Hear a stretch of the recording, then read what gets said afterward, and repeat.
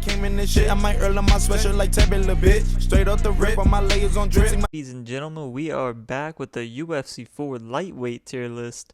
You know, a lot of people like the welterweight one, so we're going to go ahead and get right into it. You know, you already know how this goes. You know, top of the list is S tier. Then the last fighter is going to show a D tier. Everyone else, F tier. Do I need any more introduction? You know how this tier list thing goes. We'll go ahead and get right into it here. As we see, Benil Daryush, big right hand, big left hand. Left hand misses, the uppercut misses. He's going in for the finish here. Big knee, big left hand, he's out. James Vick is out cold. Ladies and gentlemen, that is the next fighter on this list. Benil Daryush, you know, in my opinion, he's a good grappler. He's got the 95 top control with the 93 subs. His boxing's still solid with the 92 speed and power there. However, where he struggles is the his kicking game. You know, in the stand-up, it's not that good. And other than his, his health stats are all right when it comes to chin and cardio, but the body and the leg health really holds him back. Only 89 body health and 88 leg health. He's more like a worse version of Habib, if you ask me. He's kind of got he's got a little bit worse wrestling, a little bit worse striking. That's just how it goes when you're a D tier fighter. Next up on the list, Josh Emmett versus Michael Johnson. They're fighting for the tier list. Josh Emmett wins with the big right hand. Josh Emmett finds his way onto the tier list, D tier. Honestly, they're both fun fighters to use between the two of them, Josh Emmett, Michael Johnson. But we chose Josh Emmett for this list because, he's got the great, the big overhand, 4-star overhand with the 94 punch power. He's also got the takedowns. So 92 takedowns, top control. This man can wrestle a little bit. However, as you know, he has a poor sub defense here, and when you have bad cardio and bad sub defense, that's just going to be a terrible fight for you unless you get it finished quick, because, you go up against some of those better BJJ guys, and you're going to get tapped out by the second, third round when your cardio and your stamina's all the way drained. But still a fun fighter to use, Definitely recommend him for, like, quick fights and stuff like that, but in a competitive setting, you're not going to see too many Josh Emmets out there. Let's listen in here to see what Max Holloway has to tell us. He thinks he's the best boxer in the UFC. Well, he's a C tier when it comes to the lightweights. This Max Holloway, it's still everything you love about featherweight Max Holloway. Just the only problem is that punch power. It kind of works. He has 86 at featherweight, and it kind of works out for him because, there's not too many big wrestlers in featherweight. They only really have Volk's a solid wrestler, but other than that, you don't have too many really big threats you got to worry about. And his punch power is all right over 5 rounds. 84 punch power is tied for the worst in the game. He literally punches marshmallows. It's the same as CM Punk, for God's sake. So it's really hard to do damage over the course of 3 rounds with Max Holloway. But he still has, the 99 cardio, the 94 chin, the 95 punch speed. So all that, he's still got that Max Holloway to him. But that punch power is too bad for me, and his wrestling's too poor with how many great wrestlers are in this weight class. So Max Holloway, C tier is all he's going to get. And let's go ahead and look at this next pick. Rafael dos Anjos, as everyone remembers, tapped out Habib to a guillotine, 28-1, Habib Nurmagomedov. 1 loss coming to the GOAT right here. RDA. And, if you're going to use RDA, you got to use those leg kicks. Going to go ahead and start off like that. He's got the 4-star leg kicks, 95 kick speed, so big, just chopping at legs, what you got to do if you're using RDA. He's also got the good grappling. 92 subs and 93 top control. If you're going to use RDA, you got to get the fight to the ground. Because overall, those kicks are nice, but your boxing stats just aren't where they need to be. Only with 92 punch speed, 89 punch power, you're going to get outboxed by most good boxers in this weight class. But other than that, if you're going to take the fight to the ground, the only problem is 91 takedowns is solid, but if you got to get the fight to the ground, he might not be able to do it for you, because 91's just okay. It's about 3.5 star, I believe, in the game, so not exactly what you want to be if you're a heavy wrestler. Going to go ahead and show off here. Everyone knows the GOAT right here, Showtime Pettis. He's fallen in that C tier as well. A lot of people don't really think about Pettis at lightweight. Most people use him at featherweight because his stats are a bit better, but he's still very viable at lightweight. He's just got all those bags of tricks, the spinning heel kicks, you can do Showtime kicks, you can do cage Supermans, everything you can think of, this man's got. He still has 94 kick speed and 97 kick power at lightweight. along with the 94 footwork. So, you can really get down, get jiggy with it, move around how you feel. And his boxing stats, while they're all right, it doesn't feel like it. He has 91 punch speed, 90 punch power. However, for some reason, whenever I play with him personally, his punches seem a little weak to me. That's all. And his health stats aren't that good. 91 cardio is all right for a normal fighter, but trust me, when you're using Anthony Pettis, that will drain really quickly with the amount of high stamina requirement kicks you're going to be throwing. The spinning heel kicks, the showtimes, the tornadoes, all that has a huge stamina cost, so you will run out. I wouldn't recommend it for a 5-round fight. 3 rounds pretty good. Oh, and on top of that, he's got a good bottom game, so you don't have to worry about getting grounded too much. 94 subs in the rubber guard along with the omoplata, gogoplata. Pretty good stuff. If anyone who has that automatically moves up a tier and along the lines of grappling, whenever they have the rubber guard, BJJ, all that. Moving on the list here, talking about the man. Here he is, Habib Nurmagomedov, not known for his striking, showing it off right there against Conor McGregor. He's going to be B tier. Originally I thought about putting him in C tier. However, man, he is a 5-star fighter. A lot of people don't use him, but he is the only 5-star at this weight class. So technically, on paper, he's the best fighter. However, we all know it doesn't work like that. However, if you want to be a wrestler, by all means, he's a goddamn 5-star at it. 98 takedowns, 98 top control. He's got like 95 subs. He's got everything you need as a wrestler. And the good thing about him is he doesn't have the RDA problem. Like I said, he has a 98 takedowns, and he can walk people down. He's got decent punch stats. Like I have down here, I have it as a negative, have 90 speed, 91 power. That's solid. Like I said, that's the same as what Anthony Pettis have, so imagine that. And he's also got the 95 blocking, so you can just, walk forward, eat a few punches as you need to, get someone against the cage, take him down. The only problem we really have with him is his kicking game. You're not going to be able to throw kicks at him. If you try, you're probably going to get dodged and eat a right hand over the top. I wouldn't recommend using any type of kicks, maybe a few leg kicks here and there, but 87 kick power speed, I wouldn't even touch it. Moving on here. As we all remember, Michael Chandler knocking out Daniel Hooker. That's why he's a B tier on this list. I mean, that's not why. It's because he's good at the game, but we'll pretend, right? His boxing stats are actually pretty underrated. 92 punch speed, 95 punch power. That's pretty damn good, right? For someone that you would traditionally think is a wrestler. And he also has a good wrestling stats to go with that. So 93 top control, 93 sub rating. Pretty good. His kicks are also decent. He doesn't have the Habib problem where, you just can't use the kicks at all. He's got a 92 speed and power there. And his health stats, they're not quite as good as someone like Habib. He's only got 90 to 92, which is all right. It'll get you through the fight. It's nothing that's going to, hamper your abilities, but it's also not a strength of his.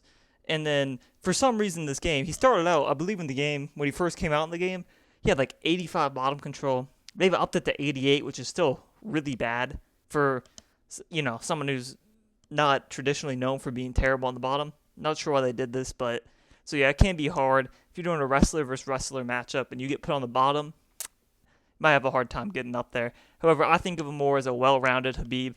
So if you want to use someone like Habib who's a really good wrestling game, but also don't want to sacrifice in the striking department, I'd pick Michael Chandler.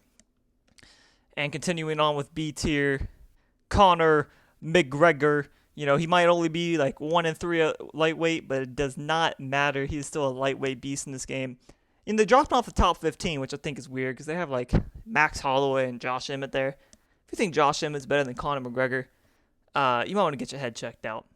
But in the game, he still has the best boxing stats in the weight class. 97 punch speed, 96 punch power, and 99 accuracy. A lot of people don't look at accuracy when they play this game. Makes a huge difference. If someone tries to slip a straight, like they duck it, sometimes you'll land it just because you got that huge accuracy bonus.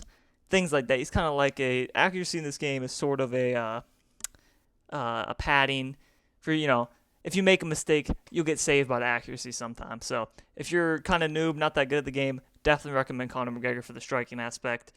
And even if you are good at the game, 95 head movement, 97 footwork, and pay to miss. So this man is going to be a problem counter-striking. And he saw solid health stats. His chin did get nerfed recently after he got knocked out by Poirier. Still a 93 chin, which is very good. So he's still a very... Honestly, in my opinion, I think he's the best striker in the game. However, stat-wise, it might not be the case. The only thing you really have to watch out for with Conor is obviously the grappling is an issue. and 90 cardio can be an issue. That's solid. It's not terrible, but over, if you have a 5-round fight, you're definitely going to feel some stamina loss there. Over the course of 3 rounds, if you don't get hit too much and you, use that head movement correctly, you'll probably be all right. Moving on here, we have the GOAT, El Kukui Ferguson, showing his face up on the list. He would have been an A tier if it wasn't for the most recent patch. They did drop a lot of his grappling stats for good reason. He did get dominated by Oliveira and Benil Daryush, but, kind of sucks. This used to be my main, personally, before they decided to nerf him. However, he's still a very good choice. 98 cardio, 96 chin, 97 recovery. You can't beat that. This dude could walk in the pocket with his hands down, eat an overhand from McGregor, and just laugh it off. He's still a freaking crackhead, so I would still recommend him personally. His grappling stats were not as good as they were before. 92 top and bottom control, which is still pretty high level. 93 sub attack and 94 sub D. So if you want to tap people out, Tony Ferguson is definitely your guy. And while his striking stats on the game don't look too fantastic, he plays a lot better than that because of all the creativity you can do with him. You have the spinning elbow, lead spinning back fist. I think he's the only person in the game with a lead spinning back fist. He's got a normal spinning back fist. He's got a spinning head kick, spinning body kicks. He's got everything, right? And the only problems I really see with him, his takedowns are weak. So if you need to grapple, might be a little hard to throw an 86 takedown. And his legs. I definitely notice his legs a lot more than I notice the weak body.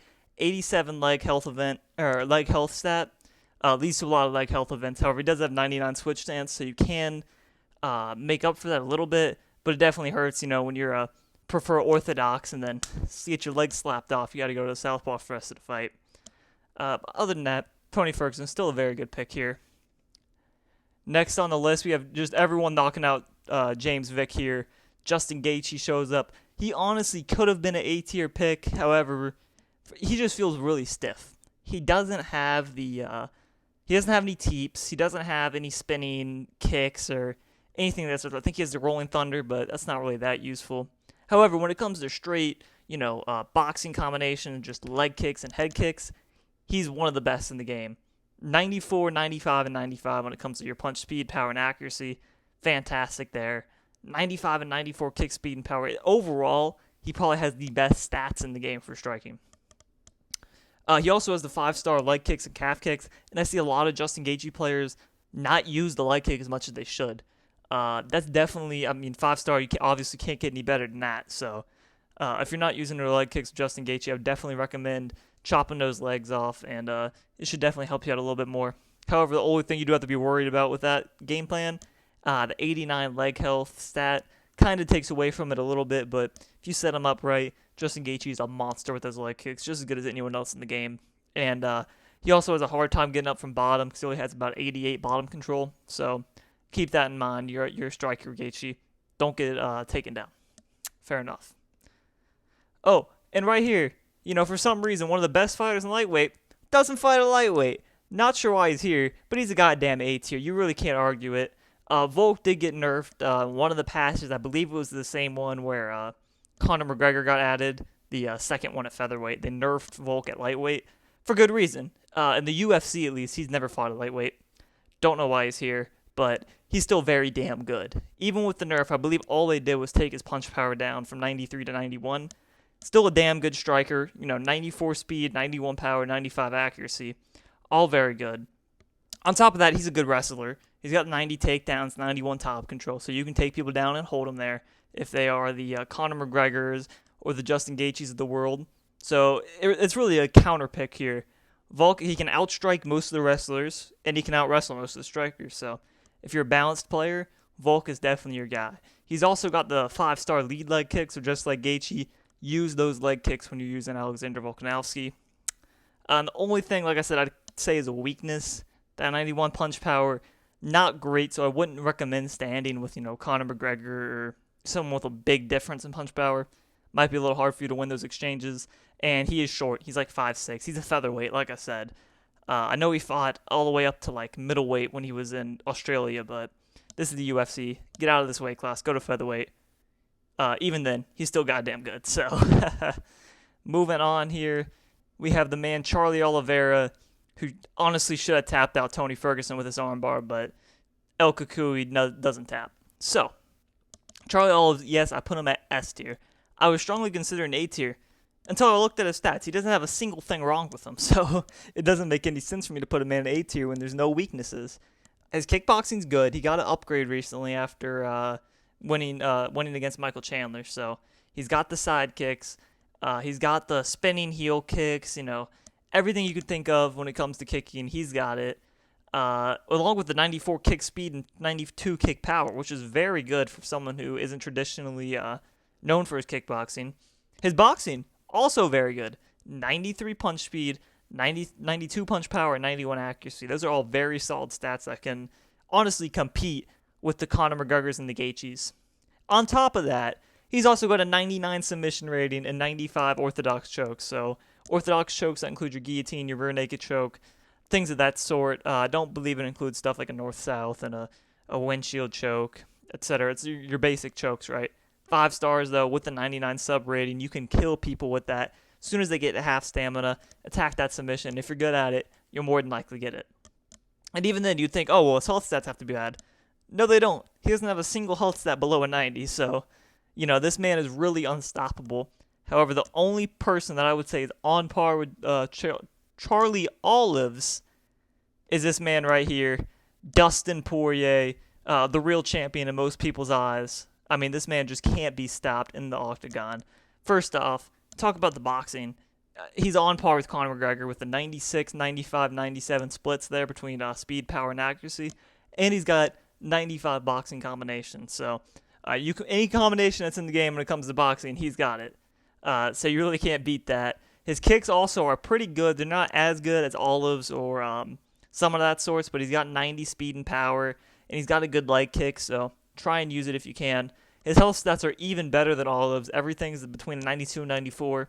I believe it's like a 93 chin, 94 cardio, so that's really good. The only weakness I would say is obviously his grappling isn't as great as Charlie Olives, but he's got the 3-star BJJ moves, so that means he does have access to rubber guard, and I believe he has a gogoplata, if I'm not wrong, so he's still pretty solid on the ground despite the low rating, and he doesn't have any spinning kicks to the head. So, if you're someone that likes to do those crazy kicks, not going to be able to with Dustin. However, his straight-up striking, on par with anybody, and his grappling is good enough to get off the bottom. That's why he's S tier. So, this is my tier list. Let me know in the comments who you think is over or underrated on this list. Whether, do you think Volk is the A tier? I personally do, but I know some people would obviously want to put Justin Gaethje up there, or even Habib if you're a Habib type player.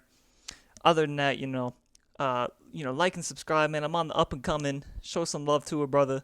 Other than that, that's all. See you on the next one. This is vintage from 1980 some. I'm the son of the pioneer that got you near the sun.